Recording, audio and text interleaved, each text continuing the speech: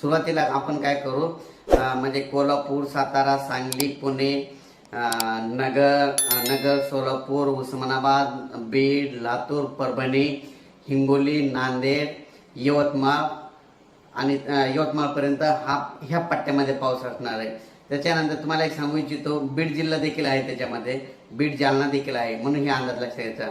म्हणजे सांगायचं झालं तर आपण परत एकदा सांगतो, सातारा, सांगली, सोलापूर, कोल्हापूर, पुणे, त्याच्यानंतर नगर, बीड, जालना, परभणी, हिंगोली, लातूर, नांदेड, यवतमाळ, म्हणजे ह्या भागामध्ये 28 एप्रिलपर्यंत म्हणजे दररोज 2 दिवसानं परत एकदा येणार. म्हणजे एक दिवस येईल की पुन्हा तिसऱ्या दिवशी पाऊस येईल.